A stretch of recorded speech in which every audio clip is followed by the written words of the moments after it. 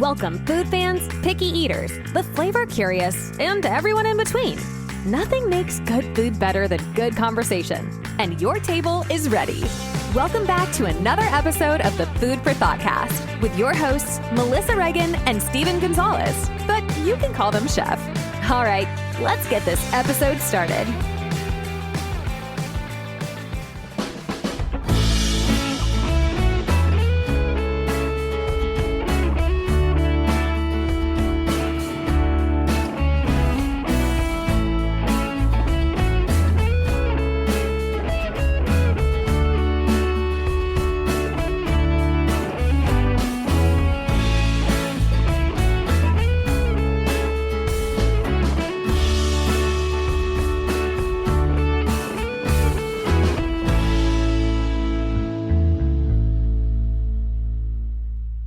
Hey there, food fans. Welcome back to the Food for Thoughtcast with me, your host, Melissa Reagan, and my co-host with the most, Chef Steven Gonzalez. What's up, Steve? Hey, how are you? I'm doing fantastic. I'm doing absolutely amazing because we have a guest with us tonight. Please welcome Bennett Rea to the podcast. Melissa, Steve, thanks so much for having me. We are honored that you're here. I am Very completely fangirled and starstruck, and I love all your content, and I can't wait. I'm so excited. So thank you for coming on our humble little podcast. Bennett, tell us where you're coming to us from. Yes, I am coming from Southern California, but born and raised in Pittsburgh, which I always have to shout out. So I'm not native here, but I've been here 13 years. Steel City, whoop whoop. Yes, Right. nice. I know, my roots there. I love it. Just like Mr. Rogers, kind of. Yeah, if I could be, I've never been compared to Mr. Rogers, but I'll take it, and I would take it a 1,000 times over. Yeah, take it. He's a good human. He's good. The best. Yeah. Yeah. So at the top of every show, Bennett, we always ask each other what was the most amazing thing we ate. So Steve, what was the most amazing thing you ate this week? You know, I just kind of went back for a fan favorite of mine, the Wagyu sirloin fajitas that are butterflied, because I need something in a pinch. And they always come in clutch. It's Wagyu, it's fajitas, peppers, onions. What else do you need? You know? You don't need anything else. Right? Nothing else. I really wish I had that. Mine's amazing to me, which is all that matters. I had a chili cheese and Frito burrito, but I made it from scratch. So what are you going to do? Both of those sound delicious, fantastic. I wish I was anywhere near either of those for this past week. It was a hectic, busy week. One of those kind of like, yeah, maybe cereal will be just, like a good lunch for the day. But the food that stands out the most is definitely a beef steak and kidney pie that I made and ate as part of my John Quincy Adams day of eating. Yes. And despite kidneys smelling a bit pungent, in the house, it was really good. I actually really liked it. So big fan. How'd you prepare the kidney? It's intense. Marinated in dry red wine, and then basically you cook it with the onions, the steak, some spices, and morel mushrooms, which was the big addition that actually made it delicious. Yeah, so I liked it. It's not an American thing. People we're not into kidneys in America. I've done it once, but I haven't had it enough to know how to feel comfortable cooking it. Because the one time I ate it, yeah, you're right. It's pungent. And I was like, okay, I think this is right. But, everything else, I'm pretty good with. Kidney, that's the one thing I could work on.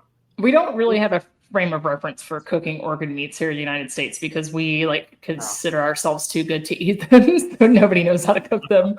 I think except in more rural America and some ethnic conclaves too, right? Where you're like, oh yeah, but broadly, you're not going into restaurants beyond a diner and getting liver and onions. You really don't see it much else.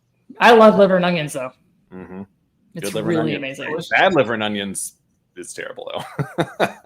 Yeah, it's really terrible. So, liver and onions, are you a gravy or ketchup guy?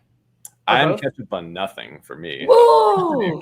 I think I knew that. And you have a carrot allergy, right? I do, yes. Sorry, did we get too personal? Oh, it's okay. We can talk about all my ailments. No, I like a clinical podcast. Yeah, as a matter of my career, I'm almost always paid to memorize people's food allergies. So true. Well, thank you. I appreciate that. I won't send you anything with carrots in it, I promise. Uh-huh. So, Bennett, will you please explain to our listeners what exactly it is that you are known for? Sure. I am known as the host of Cooking with Congress, where I recreate recipes from politicians, famous historical figures, and I spend a day eating like many of them as well. Presidents, first ladies, senators, congresspeople, governors, and found out that most of them eat like psychopaths. So that was a really fun discovery, and that's probably what I'm best known for. Eating like Taft, Teddy Roosevelt, John F. It Kennedy, is Michelle Obama. absolutely wild. Absolutely wild. So Bennett's being really humble because he gets millions and millions of views quite regularly and has been featured in places like NPR and the LA Times. But how does improv turn into F&B, and how does that turn into Cooking with Congress? Like, well, walk us through that journey. Yeah, God, I mean, what a strange journey it's been. If you told me when I was 6 years old this is what I'd be doing, I'd be like, yeah, that makes sense. But at any other point in my life, it would not. Because when I was cooking a lot, I loved cooking. I was a presidential nerd when I was in like first and second grade. I had like books about presidents. I memorized the order and all that stuff. And so that's like, pure childhood fun. And I kind of like came all the way back around to it, which is great. But yeah, improv, just something really fun I wanted to do out here in LA. Partially just a social thing because it's tough to make friends in a new city when you don't live there, and partially like fine tune my writing skills at the time. That improv was just like a big part of my life for 3 or 4 years. Have lifelong friendships from it, which is great. I feel like I know how to be on camera partially because of that, and I know some really, really like nerdy improv references also forever, like that I can always pull out if I find like fellow improvisers. I'm like, oh, zip zap zop. Whatever. They know it. You're just like pulling out yes and at dinner, and that's what you do. all the time. God, yes and like I love that. Those terms still ring a bell hard. And I turned to F&B actually I was always interested in like cocktails and mixology. I'm really kind of like I always felt like the jack of all trades kind of person for a long time. Like I just got bored very quickly with things once they weren't new and interesting and exciting when it came to a topic. And so once I felt like I was really good at something, I was like, I wonder if I could learn something else here. And so I followed the curiosity, and big fan of cocktails and mixology at the time, and got a great job kind of building the bar program at this distillery and also running the events there. And, that used the improv background too, because I was teaching, 200 cocktail classes a year, which is so much fun and also like energetic and in person, and spent a long time doing that. And then COVID hit, which made in-person cocktail classes a kind of a dicey proposition. So kind of difficult. Yeah. So pivoted once again. And then, the story of how we came to Cook with Congress is a longer one, but generally I started out as a blog in 2017. And then after COVID and after a few years of being creatively kind of dead, honestly, I just had this spark to try to get it on TikTok, and followed that stupid idea, which I thought it was at the time. It is wildly entertaining. I find myself glued to this content, and if you'll indulge me, I probably don't have the right words to describe, but I think we can get there together. I wouldn't consider it a deadpan delivery, but you do have like a dryness that and you're approaching the topic with like a certain amount of reverence, but like also I can tell that you're entertained like while you're discovering like whatever it is that's wild, whether it's like the amount of calories or like there was no seasoning in this or whatever. Like it's like we're getting to see you enjoy it or not at the same time, but it's almost like we can see the mental journey. And like, I don't know, I probably just screwed that up, but I think you understand what I'm trying to say. Yeah, totally. I really like it. I really like it. Yeah. Really yeah.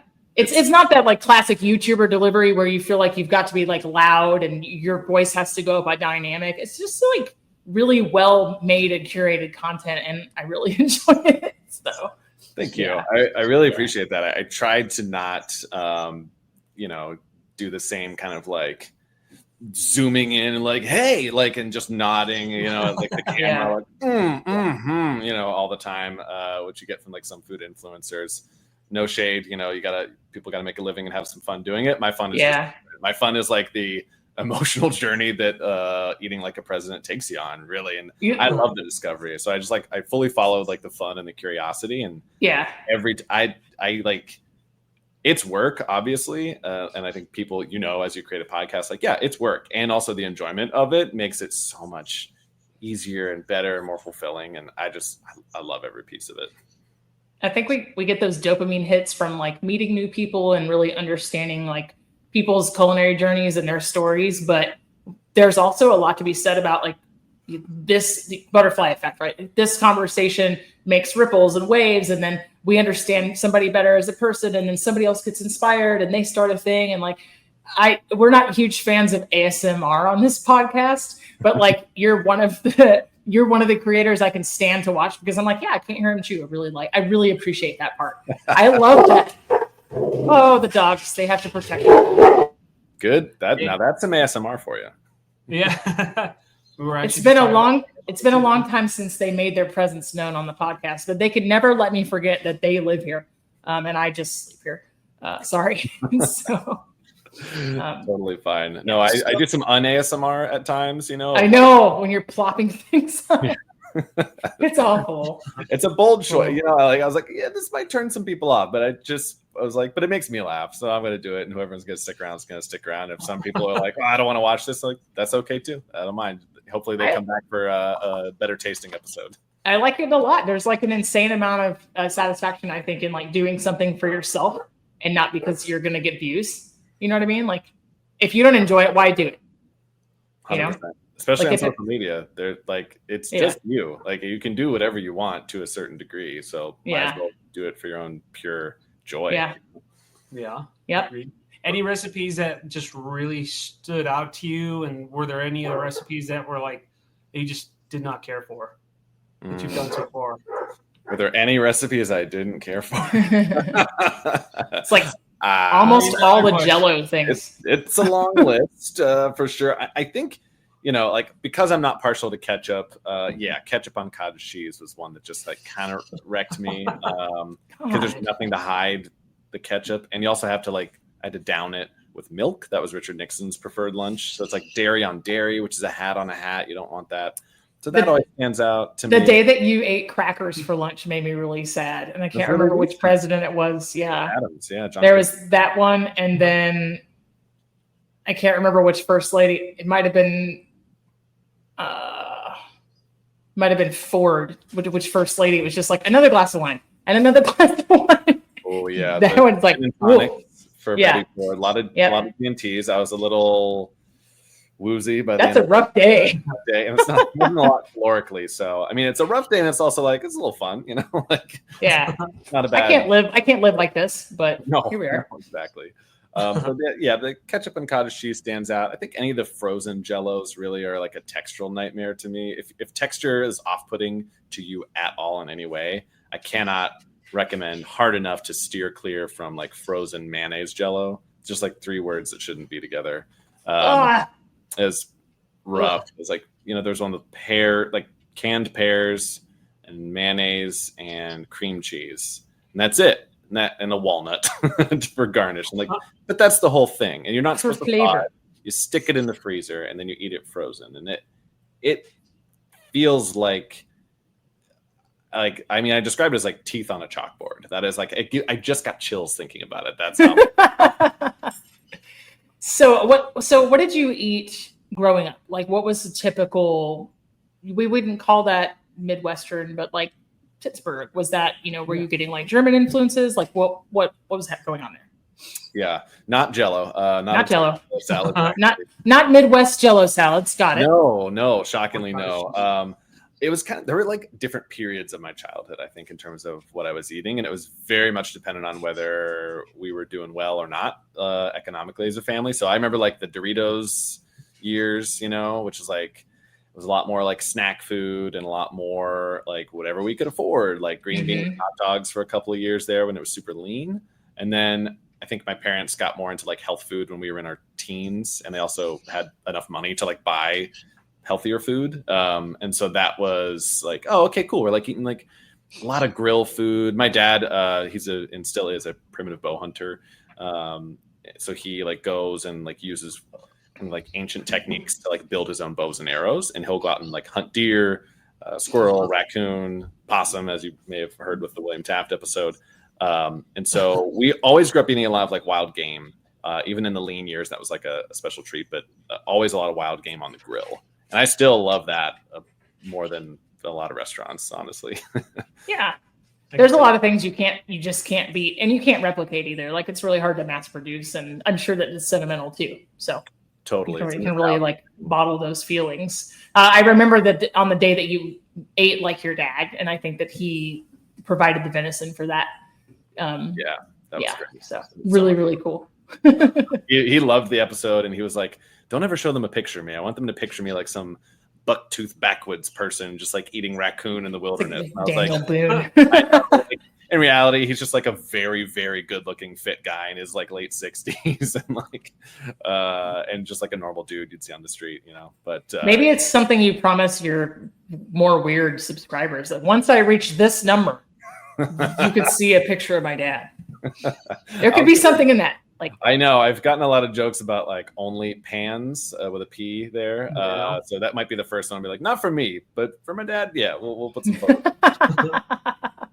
That's the special Patreon. That's like the $10, $15. $10. Oh my god, yeah, more than I'm charging. Like, yeah, we're charging $49.99 for that. That's stuff. right. I'm not That's selling right. out my dad for $10. $50. And if so, we can just dress him up like a rugged mountain man and say, if we get so many views, we're gonna like clean cut him and make him look, like he's from the city. You know? I like that. I like it. Were you a picky eater at all growing up? Just not besides ketchup. But... Not really. Like I even probably liked ketchup for a couple of years back then, but I wasn't a super picky eater. I think that if anything, I was overly not picky. So I would eat just like anything and too much of it for a few years there, but not very picky. I think just willing to try anything at least once, which has definitely continued throughout my life. Yeah, 100%. I would say you're capitalizing on like really leaning into that curiosity now. I can't even imagine. So did you make the wine jelly? So there's like the famous South Dakota cookbook like that you saw that kind of like sparked this idea, and you made that one. Did you like it? I've made it 3 times at this point, and every single time I've made it, I kind of liked it a little bit more. Like the first time I was like, this is disgusting. The second time I was like, this is way too sweet, but there's a there. And the third time I was like, I get it.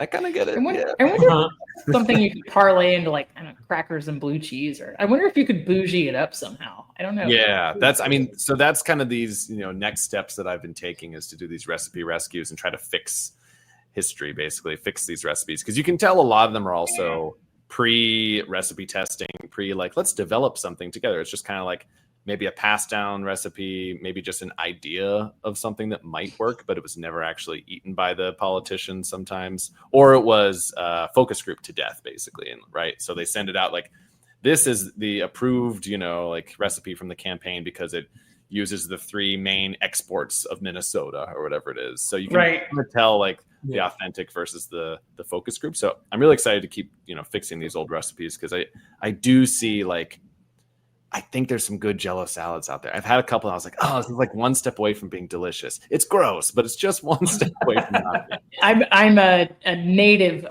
to Dallas, Texas, and growing up at Thanksgiving and Christmas, we had Watergate salad, like the pistachio Cool Whip. Like, I love that one. I was going to say, how do you feel about Watergate salad? I've requested that we called it green junk affectionately in my family. And if you make it with strawberry, it's pink junk. But I've requested that as birthday cake before. So I'm really fond of it. Oh, like, yeah. That's a great birthday like, cake. For my birthday cake, I want this instead. Because I think, hot take here, I think cake's overrated. I'd rather have pie or custard. My favorite cake is cookie cake, which isn't cake. But it's exactly like a cheap, that's just a cookie. It's a giant cookie with a pretty top on it. That's it. That's all it is. So, are you an edge guy? Are you frosting, or like just the cookie part itself? Frosting is great. It's just the most uncooked part of the cookie. Like, we used to have these cookies in middle school and elementary school. They were like 50 cents. and they were almost white. They were so undercooked. Like the color of them, they were this big. It's great for podcasts. As big as like a small. Hey, it's going on YouTube. Don't worry about it. As you know, maybe like 4 inches across, and the center was just like almost goo, and it was so underbaked, but so chock full of chocolate chips. I wish I could taste that cookie again. It was phenomenal, and I would eat a cookie cake made of that every birthday. Like, I wonder if there's not some content there, like recreating just some sacred food memories. I don't know. Yeah, God, I mean that's been really fun too. Like to do, I started doing this like your weird family recipes series. So like paid subscribers will send in their stuff from like, hey, like I used to eat potato candy when I was a kid, and here's the recipe passed down from my grandma or whatever it is. That potato candy is wild. It's so sweet. Potato candy is wild. Like it made my teeth hurt watching you eat it. Because I had seen B. Dylan Hollis did it, the guy that cooks yesteryear. Like, woof. I mean, it's like got to be 3 pounds of powdered sugar. And just like I'm allowed to make this joke because I have it, but you can't get diabetes twice. You can just be really good at having it. But yeah, so yeah, that will confirm diabetes. Yeah, like double. Right. Good job. Good job. You still have it. Oh, it's so sweet. Can't recommend. It's so gross. It's so gross. Did your family have weird family recipes? There's a couple. I think they were less weird and more just like, like again, like Great Depression era family recipes. So I was like butter sandwiches. You mean like butter on bread, but not toasted? That's not it. Like, untoasted bread with butter on it. And then they're like, oh, it's a butter sandwich. I don't know. Peanut butter on bologna sandwich, very common one in our house. What? PB&B, classic PB&B. You never done PB&B? Interesting. Mm-hmm.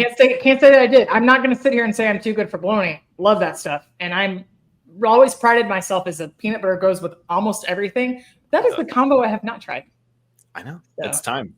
Peanut butter and Miracle Whip and lettuce was one of the first ones I did for that series, and I was this is okay. I don't know if I love it. You're like, these are definitely 3 things coexisting in a place. Yeah, these are definitely here, but I don't know if they like worked together. They didn't work against each other. For me, it's like I think the wateriness of the lettuce would probably be a turnoff. As like if we're talking about texture, but I have put some peanut butter on some wild things. I think a peanut butter burger with bacon on it is like pretty damn awesome. But there's no lettuce on it, is there? It's all that. No. It's just all the umami is like. Oof. Yeah. Have you had that, Bennett? I love a peanut butter like burger. Of course, peanut butter is also like I like all styles of peanut butter. I like fancy like $16 peanut butter. I like the cheapest, like all soy, like Erewhon peanut butter. Sure, I'll eat Erewhon peanut butter and love it. I'll eat like just Jif and like that's the best. Like there's no bad peanut butter, I want to say. Like these are wild caught peanuts who grew up in I don't know, insert crazy Erewhon words here. Like they're caged. I've been to Erewhon and it is ridiculously expensive. I mean, it's exactly what you think it is. It's 100%. Because I used to work like very close to one. Yeah. So I was like, I should go in at least once. But yeah, it's like a $9 strawberry.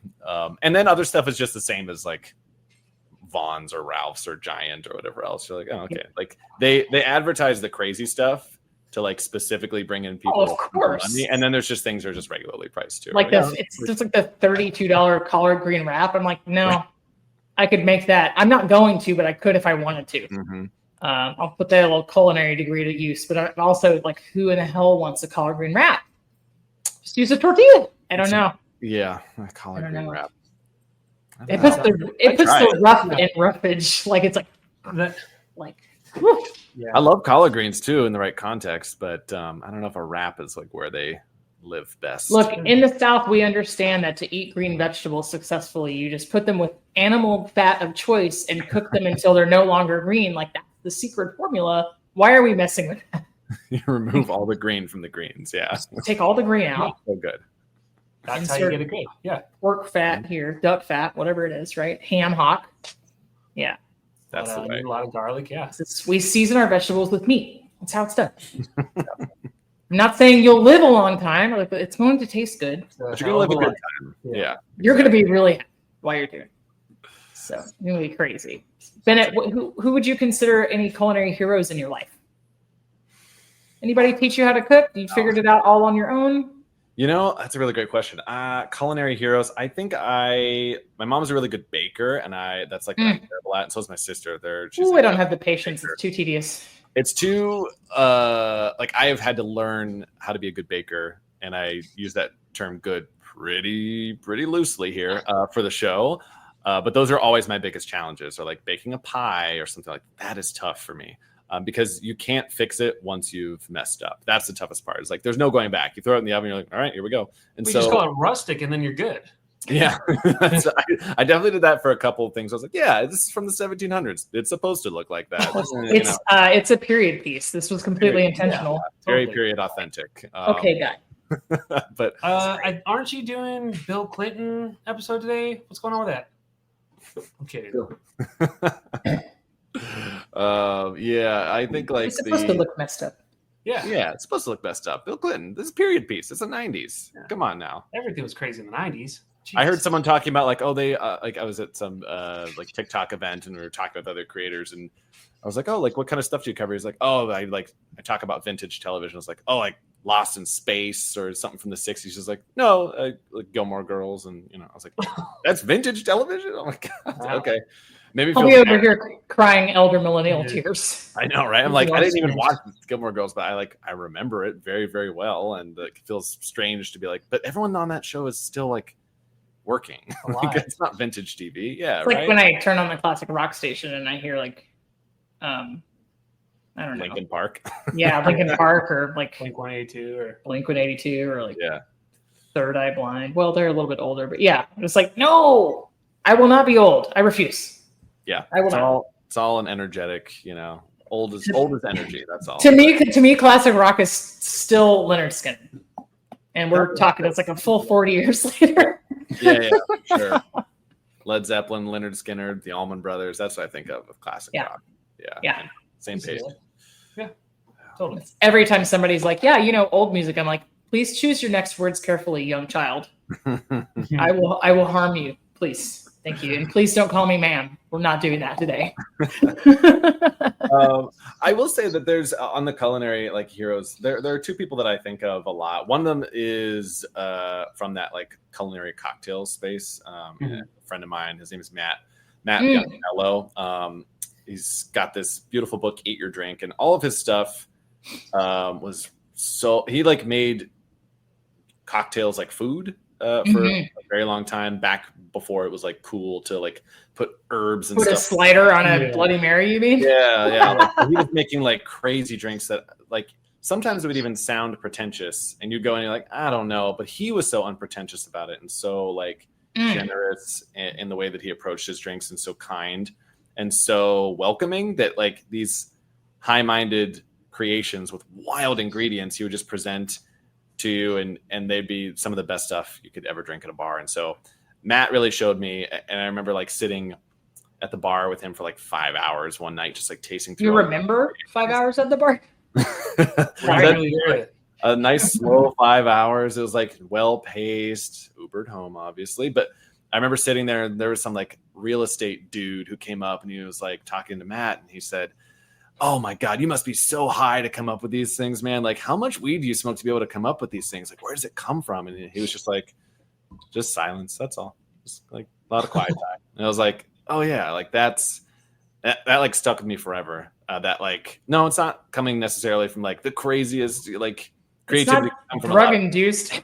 No, yeah. Like it was really interesting to just see that. Like, no, he doesn't even drink. Like he's like a chef really, but it was like, no, I just don't drink alcohol. But like he would just come up with these beautiful ideas from the solitude, from the peace, from the silence. And so I weirdly like take that same approach with the show, which is like the best ideas come from me just like shutting up and like getting some quiet time with a much less like beautiful aesthetic maybe for now. But like I think he's definitely one of my culinary heroes would be my friend Matt. I love that so much. I hope that you share that with him or that you have shared that with him. 100%. Yeah. That's amazing. I've definitely told him before how much it means to me to like watch his process and everything. And then my friend Bobby too, I'll say like he's doing a wonderful job. He was on Next Level Chef this past season, and I just like he does retro recipes, and so we just like have connected a lot through there recently. And he works so hard, and I just really admire his like perspiration that he puts into this chef thing. So a lot of love there too. I love that. I love that so much. When you were doing events at the distillery, were you doing pairings as well, or just on the beverage side? Yeah. I taught some like cheese and spirits classes. Those are fun. So I learned from this like cheesemonger all about cheeses and kind of trained with her for a little while. And then I got to lead my own classes on like how to pair like a 3-year age Gouda with like a high proof whiskey and what stuff goes with gin versus, it was really all that smoky creamy together. Let's go. Oh, I know. Plus like I just love cheese. It was an easy sell. Like, you're like, you had me at cheese. We get to drink. Great. It was amazing. This sounds like a great day. Do you have a favorite cheese? I think by volume, this is tough. I know. It's only the most hard-hitting questions on this podcast. I know. You're really putting the screws on. Okay. I think by volume, in terms of like how much I just like go through it and eat it a lot, there's like a very specific ricotta that is just insanely good. And I can eat it on a piece of bread with some jam, and it's perfect. I'm here for this. It's so good. And it's not like some ricotta you have and there's like a little bit of grit to it. Yeah. It's like smooth, like perfectly smooth. It is. I don't want to like name them because yeah, sure. No, don't worry about it. No, you're good. I could name them, but I'm not like sponsored by them or anything. Yeah. But like, whatever. I'll just do it. They're like Bellwether Farms, whatever. It's like that expensive ass, like $8 for like a basket. But that stuff lasts me so long because I just like could eat it for breakfast every single morning on a piece of toast. I think Bellwether Farms also does goat cheese, if I'm not mistaken. They do. I think they Chev, and I've used it, and it's a really good product. So yeah. Good. Name the names. I have to. It's insanely good. Right. And then other than that, I think like if I had to like pick one cheese to just like eat as a treat, I love Gruyere. Yeah. Gruyere, like a little bit of choice. The funk. Yeah. I know. A little bit of funk to it. You can melt it. You can just eat it straight up. Yeah. Interesting. Steve, do you have a favorite cheese? Do I have a favorite cheese? Ooh, I have to keep this dialogue going about cheese now, and now we're in it. No, I was going to ask you questions, but now we're talking about cheese. So I think cheese.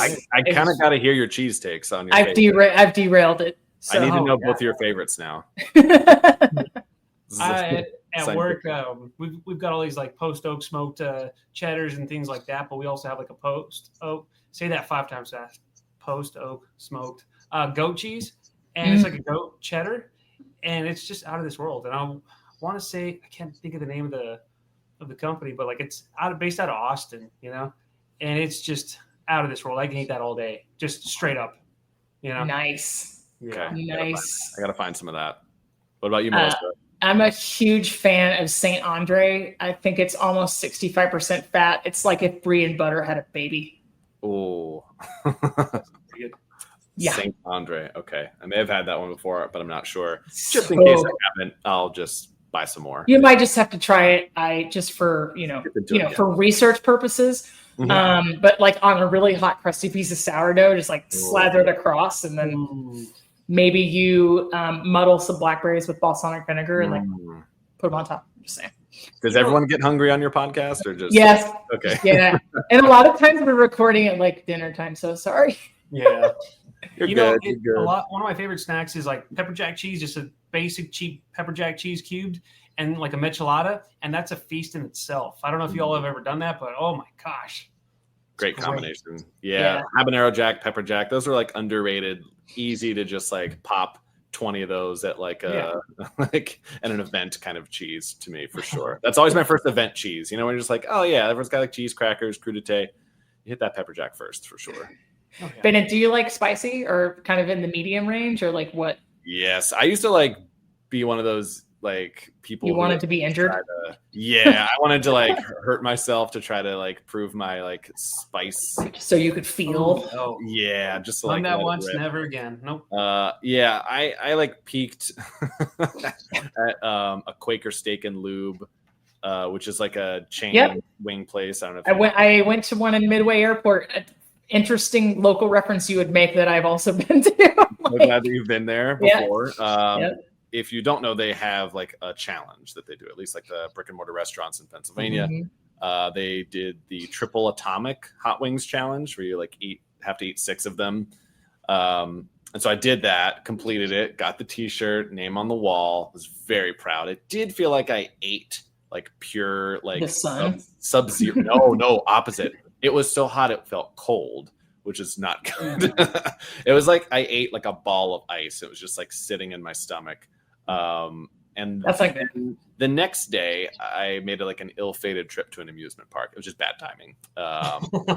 So that was my worst trip to Kennywood Park I've ever had. Oh no! Can't go back there. So I used to eat spicy food just to like see what I could do and try to challenge myself, and that was a fun time. I'm 36 now. I don't have anything to like prove to anyone. So I don't do that anymore, but I still do love spice. Like I have like ground hatch chilies that my dad will send me, a butolokia like powder, which is really nice. So I'm still a big fan of like, yeah, exactly. Like a little bit of salt and butter and butolokia. Like I love boot popcorn. It's ghost pepper. So like that stuff is great to me. And I'm not into the extremes anymore. There was a local pizza place in Dallas that I used to frequent quite often because they would serve food until like 1 and like live in the restaurant life. And I could go in there. They were kind of really inventive with their crust. You could order a slice, but they would roll out a quarter of it. Like it's kind of had it like portioned out. It's like really efficient and stuff, but they would roll it in front of you and they would dress just the one slice and you could cook it to order. But I made the mistake of not critically reading the menu one night, and I had a few beers across the street, and I was like, yeah, I want pepper jack on it. It was ghost pepper jack. It was the most miserable decision. Like just that when you have it like grated that way and then it's across the surface of a pizza with all the other grease and it just like laminates, like it was like everything I touched, like I couldn't get away from it. I was just like, oh, this is so hot. Like, what have I done? And like nothing would help. Oh my God. It does though. So also bad. Very delicious to me. Like ghost pepper jack. It was like ghost pepper jack, capicola, pepperoni, like broccolini, like some weird, like you've been drinking combination. And it was so hot. It was so hot. The only time I ever did that, I think I walked away with an ulcer. Yeah. I did one of those challenges where it was like habanero, ghost peppers, jalapenos, serranos. And I got like 3 bites in. No. I couldn't do it. Yeah. It's not worth it. Like there's no, I mean, if it tastes good, great. But if it's just like liquid fire, basically, like ever since then, I just tell people I like to taste my food. I'm good. You know? Yeah. I want something. I think that spice can really elevate flavor. I don't want to be injured in the process. Like it's like yeah. I have a therapist. That's how I can feel my feelings. Like I don't need the sauce to do that. Like it's not like whatever. You know. Yeah, I don't need to. Yeah, I cry. I don't need to cry from hot sauce. I cry exactly. Right. Exactly. I just want the food to make me feel good. Like that's it. Nice warm heat. Honestly, like some of my favorite dishes are like black pepper heat. If you get like so much black slow pepper. build. Yeah. Mm-hmm. Slow build heat. I love that. Yeah, buddy. Do you have anything coming up that you're particularly excited about as far as content is concerned? Anything that you would be willing to share? Or is it all a surprise? Let's see. I am very excited about my Winston Churchill Day coming up soon. Yay! Excited / What a guy. Scared. But that one's fun. I like met with this incredible cigar sommelier from the East Coast via Zoom to like pick his brain on how he smoked and how much he smoked, just to prep myself and really get like all the information. He's sending me out the cigars that would like most closely align with Winston Churchill's day of smoking. So I am very excited to. You're fully committed to the bit. Oh yeah. I mean, I did it for Ulysses S. Grant too. Like I smoked 7 cigars across the day, which is. It was nauseating to be. I like a cigar or two per year, but like I hit my quotient. My quota was hit very quickly in one day. So I'm really excited to try that one because I know it's going to be just bonkers. He also drank a good bit. So that'll be fun. And then really like, working on these recipe rescues and like trying to fix history has been so cool. So I'm not sure when this will be airing, but I usually like map out about a month in advance. So I've got a lot planned for 2026 because it's America's 250th. And so there's lots of the founding fathers in June. Hey, I've got some fun collaborations coming up with the rest love of the that. Maybe some more with the Teddy Roosevelt Presidential Library. That was really fun to work with them. And so hopefully do some more on TR as well. So those are some of the fun things coming up. And then more Eating Like America.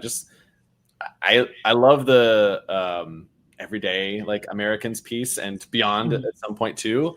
I've got some Canadian and UK and Ireland, Scotland submissions coming up too. So I can start to try some other strange foods of the world. So we have a full episode I think we released on President's Day either last year or the year before where we went through like this like the most outrageous like presidential favorite foods and et cetera, like the strangest things served at the White House and all of these things.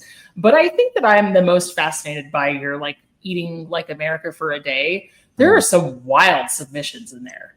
Like there's just some crazy, but then there's also like some really good, I'm like, I never thought of that. Like, why didn't I think of that? Why can't I have that? I know. Some great ideas. There's some like good combinations I've never thought of. I was like, wait, I can have junior mints and popcorn at home. Why? I don't have to like, and why? Bourbon and popcorn, great combination. Why don't I have that more often? Wait, I should make a popcorn bourbon cocktail. Like who's gatekeeping this? It is really cool. Like I kind of felt like that was a silly idea when I first proposed it. I was like, this is not going to be something that anyone's interested in. Why would like people want me to eat like them?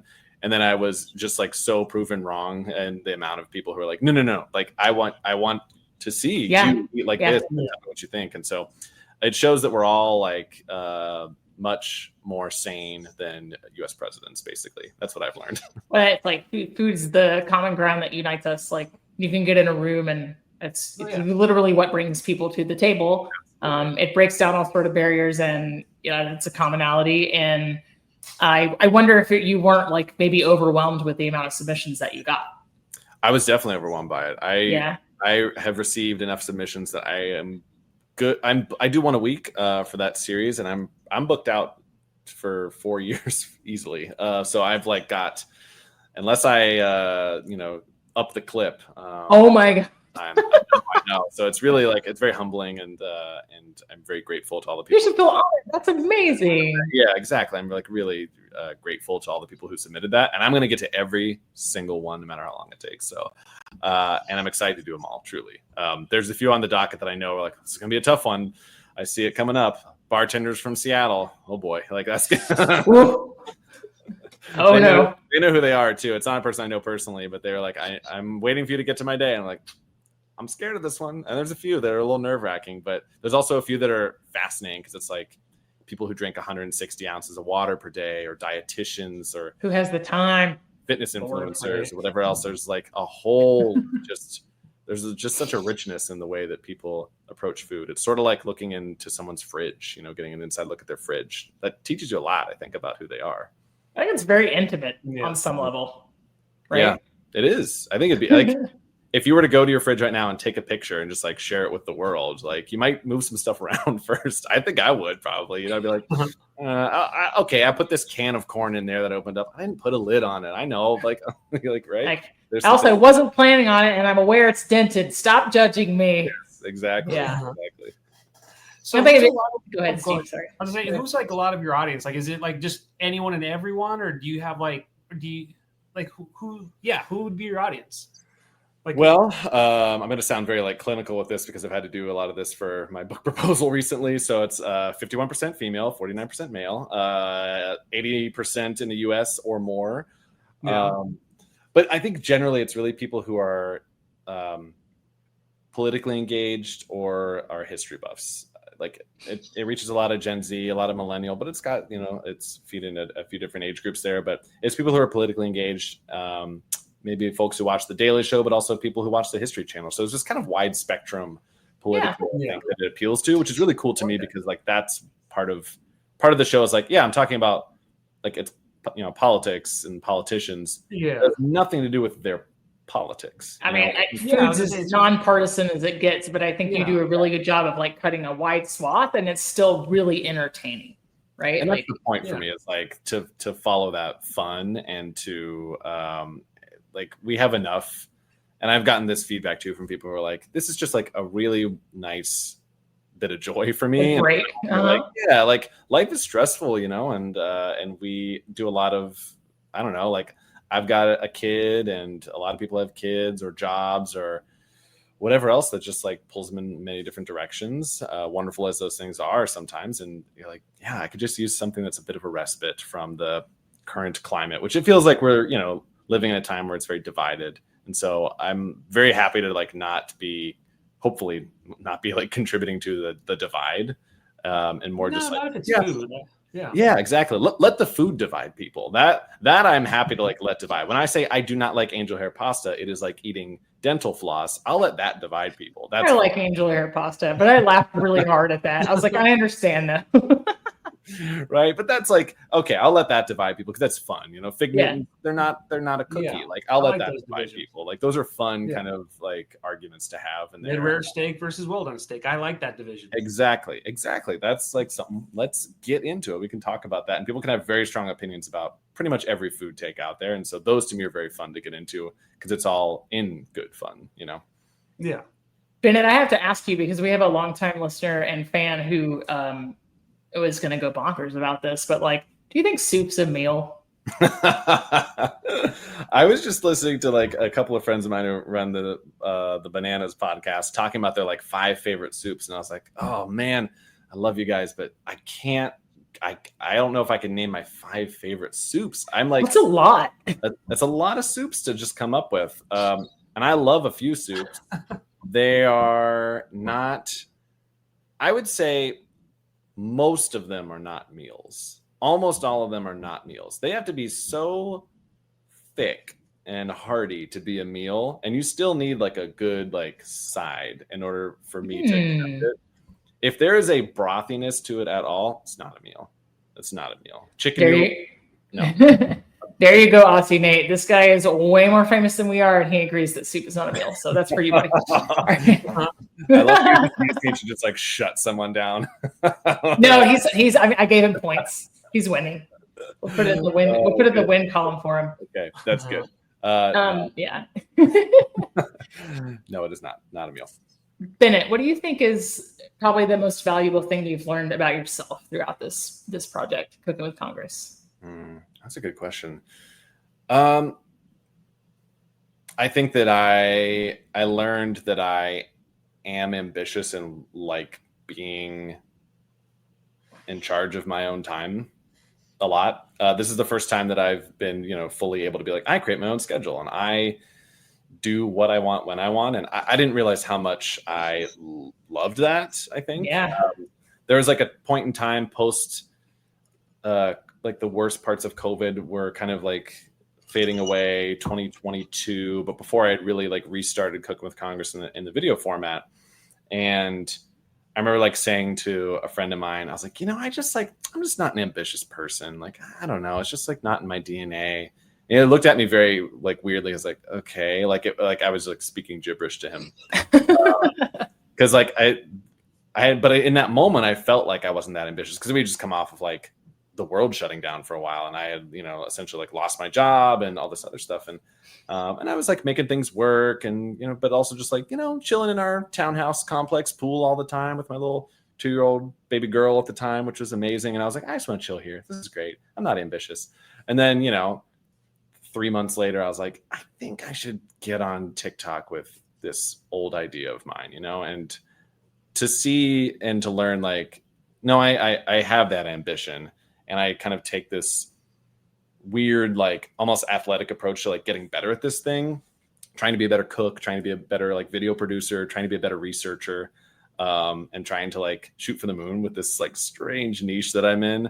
I think that was a really cool realization and an acceptance of like, no, yeah, like you you like want to do this thing and really go for it, and that's okay. Like, go do it. That was a cool realization. That's amazing. I love that. Any advice to anyone who wants to try to do what you're doing? Yeah, I mean, I wouldn't do exactly this. That Taft Day will kill you, but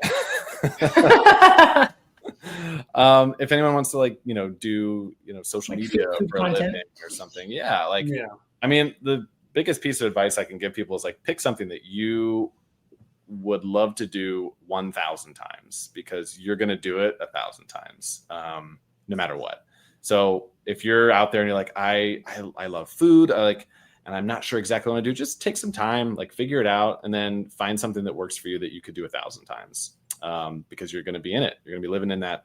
And from a more technical side of things too, like the consistency really does pay off. Like, and also, be okay with like putting enough like work out there to get lucky, because that's really like what happens too. And I don't trust anyone who doesn't include luck as part of the process and part of the story there. So like, totally got lucky, also did a lot of hard work, and combine those two things, and you can maybe make a living out of it. Who knows? I love it. It sounds like be intentional and be consistent. Yeah, be intentional. Be consistent. Super great advice. Yeah, I mean, it's boring advice, but like, I think Steve Martin said something like, be so good they can't ignore you. And I think that only comes from just showing up and showing up and showing up and being so bad for a while until you like get 1% better every single time you're doing whatever you're doing, whether it's like stand up or whether it's podcasts or cooking or right. Yeah. Steve and I often joke that the only reason we're still making this is out of spite to the people who are still listening. How many? What episode number is this? I don't know if you count. This will probably be. I can tell you. Oh, please! It's going to be somewhere in the 120s, which I think puts us ahead of 50% of podcasts. Yeah, so, it's a lot further than Serial or whatever that show was. Yeah, it didn't last for a long time, and the audio quality was awful. Terrible. It was like they had recorded it on a Radio Shack microphone, but like from under the ocean. It was really bad. Sorry, I have strong feelings. Strong feelings. You will be episode 123, 124, I believe. 124. 124. Yeah. So putting a couple of these in the can, but as they say in the biz. But yeah, so what is the ultimate thing, if we were having a potluck tomorrow, what would you bring? What are you showing up with? I'm going to come with two things. Okay. I'm going to over prepare and come with three things. Probably. Dear God. I know. This is how I do it though. So I will come with a batch cocktail. That is like my sneaky party trick. Always like a batch cocktail. I do that for my book club. I do that for parties, birthdays, whatever else. Like always bring a batch cocktail. And something interesting and different. What did I do? I did a chamomile gin martini that was really nice. Or something with passion fruit and a bunch of different rums.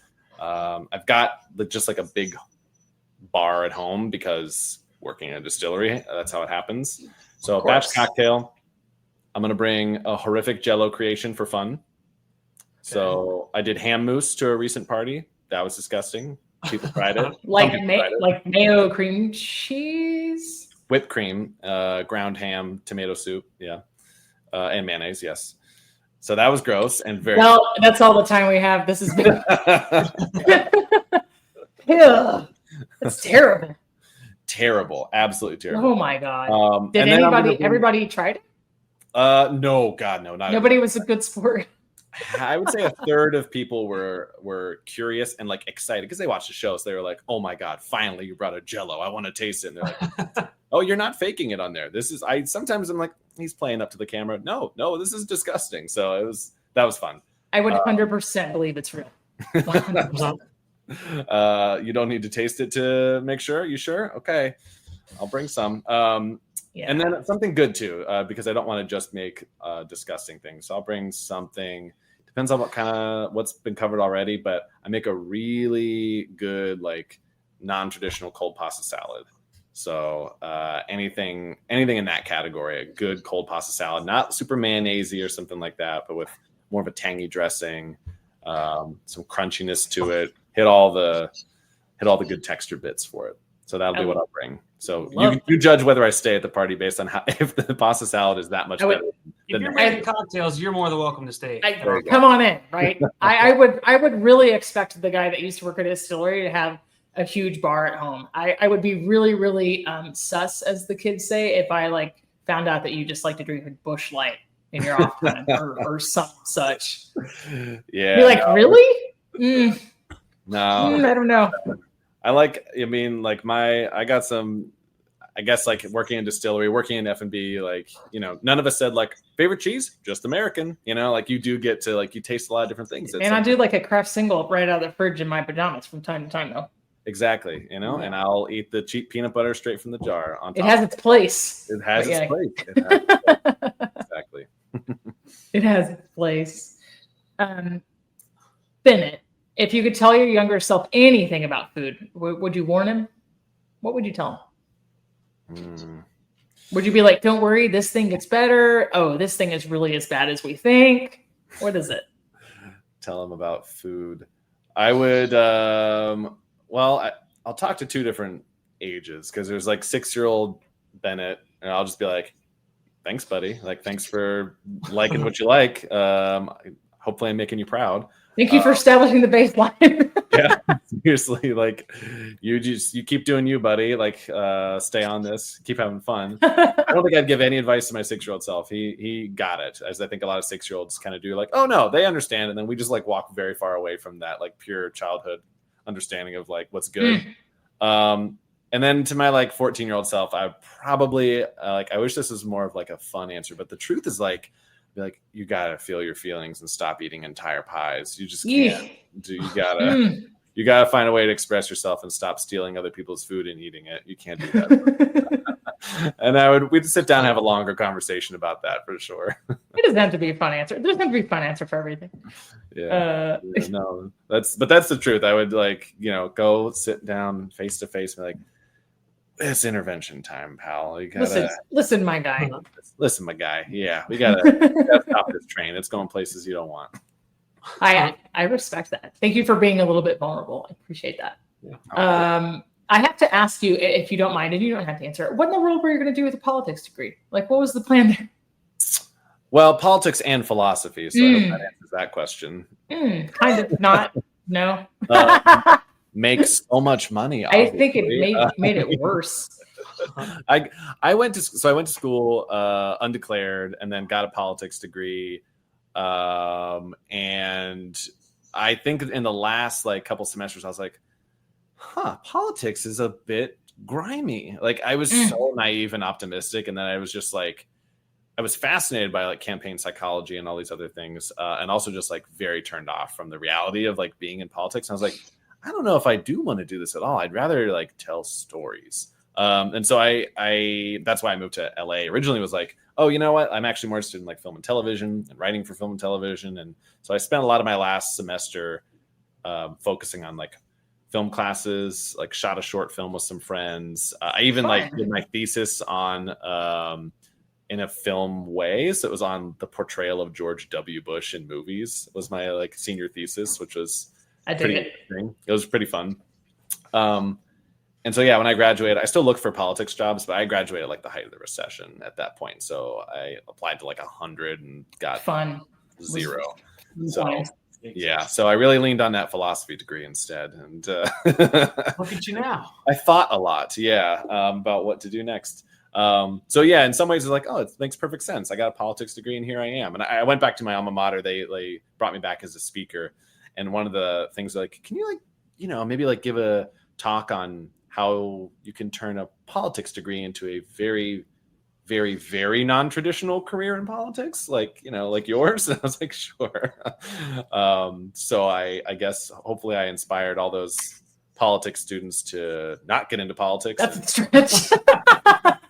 Make some TikToks instead. That's wild. That's like vamping for the crowd at its finest. I know. I was like, guys, you should probably go to law school and like do the thing if you really believe in it. That's great. Like, this is not like a normal. Go find a paycheck or something. Yeah. This is like unlikely and like not the direct trajectory from being a 22-year-old politics grad. I love that so much. Are you able to tease the book at all, or is it too new? The book? Mm-hmm. The book proposal? I can't tease too much. I mean, it'll be public knowledge fairly soon, so I can't tease too much. But, I will be talking about it just an absurdly annoying amount once it's close to the time. But I'm thrilled to be able to be making this cookbook and be able to spend just an insane amount of time in the kitchen. So That's super exciting. Right? Like, there will be words in this cookbook, and there will be pictures. Maybe pictures. Right. I'll have some words. I'll have some pictures. There's probably going to be some sort of like food paper featured. No promises on paper. There will be a cover that is, I'm sure, like agonized over for months on end, and then my name will be on there. And when it comes out, I'll probably, you probably sell some. I'll probably, yeah, exactly. I better. Mysteries abound. Yeah. Well, I'll tell you what. When it releases and you start hyping it up, this podcast will help you hype it up, and I will buy one because it's super exciting. And then Steve will send you a copy of his cookbook. There you go. Yeah. Well, I did not know your published cookbook author. Amazing. Thank you. I'm his hype. She is. Yes.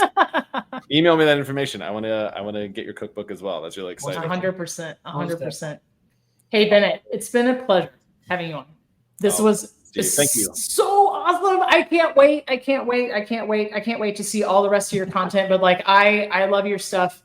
I've probably sent 1,000 clips to like everybody I knew. I was like, oh my God. Just like freaking out like a child. I can't help it. Thank you. I can't help it. I like what I like. But yeah, you've been a phenomenal guest. Thank you so much for being so generous with your time. Stick around after we stop recording and we'll chat for just a few more minutes if you're okay on time. But yeah, it was a pleasure. Thank you so much. I know that our listeners are going to really enjoy this episode. So pleasure's all mine. This is a very fun conversation. Thank you so much for having me. Thank you. All right. Well, for Steve and for Bennett, I'm Melissa, and we got to go. Bye. See ya. That's a wrap for today. Until the next episode of the Food for Thoughtcast, make good food, eat good food, share it, and be kind to one another. Thanks so much for listening today. You are part of what makes us special, and we are so glad you joined us. Don't forget to rate, subscribe, and leave a review. Just like food, delicious podcasts are better when you share them with others. Come back for seconds wherever podcasts are served, and we'll catch you in the next episode of the Food for Thoughtcast.